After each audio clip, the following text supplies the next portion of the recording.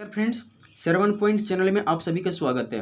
Friends, जलोढ़ मृदा, काली मृदा, लेटेराइट मृदा, शुक्ल मृदा, ठीक है, समझते हैं। फ्रेंड्स, ये समझने से पहले मृदा संसाधन समझते हैं, चलते हैं समझते हैं। सबसे पहले मृदा संसाधन समझना बहुत ज़रूरी है, चलते हैं समझते हैं। मिट्टी अथवा मृदा, क्या करें, मिट्टी अथवा मृदा सबसे महत्वपूर्ण नवीकरणीय योग प्राकृतिक संसाधन है। जैसे आपसे पूछ लिया जाएगा मिट्टी जो है या मृदा कौन सा संसाधन है, या अनवीकरणीय है या नवीकरणीय है। मिट्टी जो है नवीकरणीय योग संसाधन है, राइट। यह पौधों के विकास का माध्यम है जो पृथ्वी पर जो है विभिन्न प्रकार के जीवों का पोषण करती है, राइट। कुछ सेंटीमीटर गाढ़ी मृदा बनने में जो है लाखों वर्ष लग जाते हैं, जो मानव जीवन से लंबे है, ठीक है। कुछ सेंटीमीटर गाढ़ी मृदा बनने में लाखों वर्ष लग जाते हैं। देखिए, मृदा बनने की प्रक्रिया में उच्चावच, जलवायु, वनस्पति और वनजीव जो है पदार्थ और समय इस मुख्य कारक है, राइट। प्रकृति के अनेकों तत्व जैसे तापमान परिवर्तन, बहते जल की प्रक्रिया, पवन, हिम नदी और अपघटन क्रिया आदि मृदा बनने की प्रक्रिया में योगदान करती है, राइट। समझ गए होंगे, चलते हैं नेक्स्ट पे। मृदाओं का वर्गीकरण, ठीक है। भारत में अनेक प्रकार के जो है उच्चावच भूमि, भू आकृतियों, जलवायु और वनस्पतियों पाई जाती है। इस कारण से जो अनेक प्रकार की मृदाएं विकसित होती हैं। चलते हैं फ्रेंड्स, समझते हैं जलोढ़ मृदा। फ्रेंड्स, जलोढ़ मृदा कहते किनको है? जल के द्वारा लाया गया मिट्टी ही जलोढ़ मृदा कहलाता है, राइट। यह मृदा जो है विस्तृत रूप से फैली हुई है और यह देश के महत्वपूर्ण मृदा है। देखिए, वास्तव में संपूर्ण उत्तरी मैदान जो है जलोढ़ मृदा से बना है। यह मृदाएं जो है हिमालय की 3 महत्वपूर्ण नदी तंत्र, देखिए सिंधु हो गया, गंगा हो गया, ब्रह्मपुत्र जो है, ये नदी, तीनों नदी जो है लाए गए निक्षेपों से बने हैं, ठीक है। जलोढ़ मृदा समझ गए होंगे। जलोढ़ मृदा जो जल के द्वारा लाया गया है, जौ से जल होता है, जौ से जलोढ़ होता है, ठीक है, कंफ्यूजन नहीं करना है। जौ से जलोढ़, जौ से जल, जल के द्वारा लाया गया है जलोढ़ मृदा, राइट। चलते हैं आगे समझते हैं। देखिए, कणों के आकार या घटकों के अलावा जो है मृदाओं की पहचान उनकी आयु से भी होती है। आयु के आधार पर जो है जलोढ़ मृदा को 2 प्रकार से बांटी गई है, पुराना जलोढ़ मृदा और नया जलोढ़ मृदा, जिनको खादड़ भी कहते हैं और बांगर भी कहते हैं। खादड़ हुआ, नया जलोढ़ मृदा को खादड़ कहते हैं। देखिए, बांगर मृदाओं में कंकड़ ग्रंथियों की मात्रा ज़्यादा होती है, राइट। खादड़ मृदा में बांगर मृदा की तुलना में ज़्यादा महीन कण पाए जाते हैं, राइट। जलोढ़ मृदाएं बहुत उपजाऊ होती है, ठीक है। जलोढ़ मृदा क्या होती है? बहुत उपजाऊ होती है, ठीक है। अधिकतर जलोढ़ मृदाएं पोटास, फास्फोरस और चूना युक्त होती है, जो इनको गन्ने, चावल, गेहूं और अन्य अनाजों और दलहन फसलों की खेती के लिए जो है उपयुक्त मानी जाती है। अधिक उपजाऊपन के कारण जलोढ़ मृदा वाले क्षेत्रों में गहन कृषि खेती की जाती है। गहन कृषि खेती की जाती है जलोढ़ मृदा में, ठीक है, जो जल के द्वारा लाया गया मृदा है, राइट। समझ गए होंगे। चलते हैं काली मृदा पे।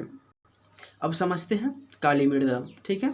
काली मृदा, इन मृदाओं का रंग जो है काला होता है, ठीक है, और इन्हें रेगड़ मृदाएं भी कहते हैं, जिसको रेगुड़ भी कहते हैं, ठीक है।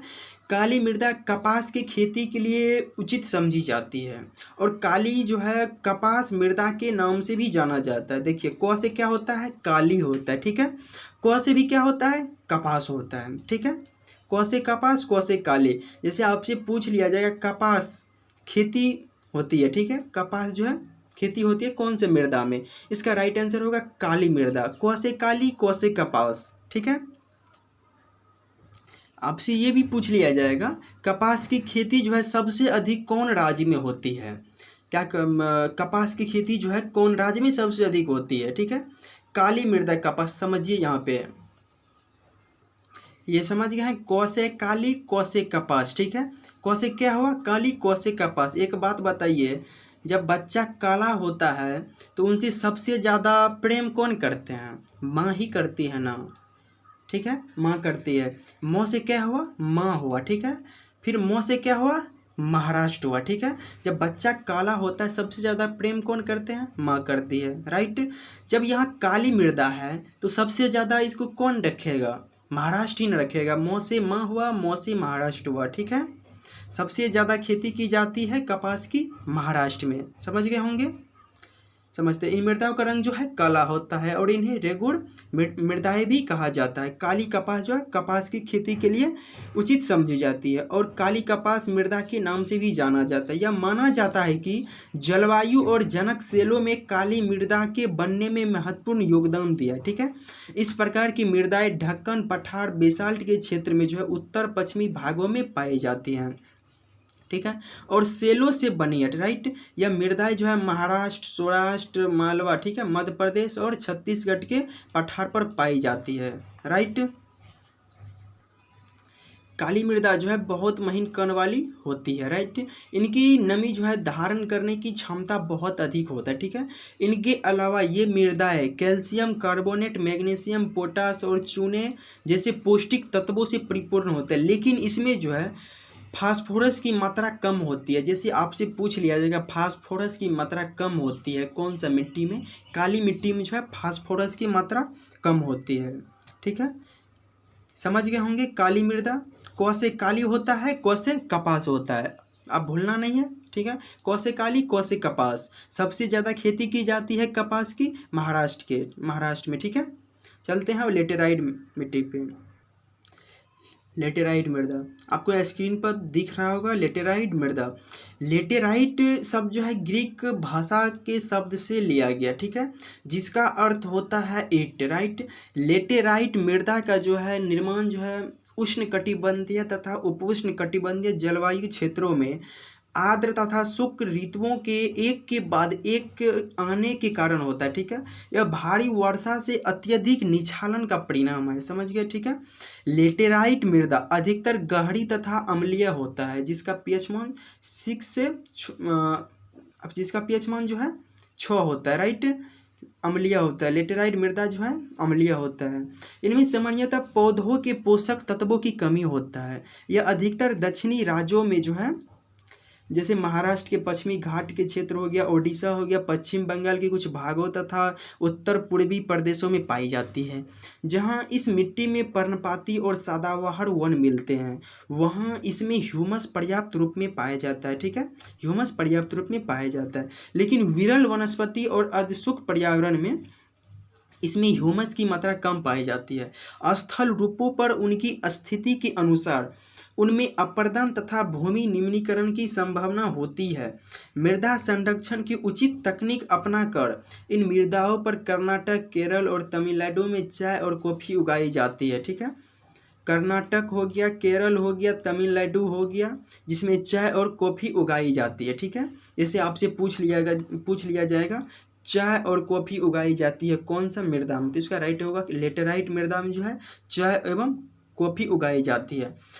और तमिलनाडु, आंध्र प्रदेश और केरल की लाल लेटेराइट मृदा में जो है काजू की फसल के लिए उपयुक्त है। राइट, काजू हो गया, चाय और कॉफ़ी लेटेराइट मृदा के लिए उचित समझी जाती है। ठीक है, इस मृदा में जो है चाय और कॉफ़ी, काजू की फसल उगाई जाती है। राइट, अब समझते हैं शुष्क मृदा। समझिए, मरुस्थलीय मृदा या शुष्क मृदा, जहाँ बारिश नहीं होता है वहाँ आवश्यक जो है सूखा रहता है। सूखा सबसे कम बारिश जो है राजस्थान में होता है। ठीक है, शुष्क मृदा। ठीक है, मरुस्थलीय मृदाओं का रंग जो है लाल और भूरा होता है। ठीक है, ये मृदाएं आमतौर पर रेतीली और लवणीय होता है और कुछ जो है क्षेत्रों में नमक की मात्रा इतनी अधिक है कि झीलों से जल वाष्पीकृत करके खाने का नमक भी बनाया जाता है। शुष्क जलवायु और उच्च तापमान के कारण जल वाष्पन दर अधिक है। ठीक है, और इन मृदाओं में ह्यूमस और नमी की मात्रा कम होती है। मृदा की सतह के नीचे कैल्शियम की मात्रा बढ़ती चली जाती है। ठीक है, नमी जो है मृदाओं में ह्यूमस और नमी की मात्रा कम होती है। मृदा की सतह के नीचे जो है कैल्शियम की मात्रा बढ़ती चली जाती है और नीचे की परतों में जो है चूने के कंकड़ की सतह पाई जाती है। ठीक है, नीचे में जो है चूने की कंकड़ की सतह पाई जाती है। इसके कारण मृदा में जल अंत स्यंदन अवरुद्ध हो जाता है। ठीक है, इन मृदाओं को सही तरीके से सिंचित करके कृषि योग्य बनाया जा सकता है, जैसा कि पश्चिमी राजस्थान में हो रहा है। ठीक है, मरुस्थलीय मृदा या शुष्क मृदा, इन मृदाओं का रंग जो होता है लाल और भूरा होता है। ठीक है, समझ गए होंगे फ्रेंड्स। मिलते हैं नेक्स्ट क्लास में।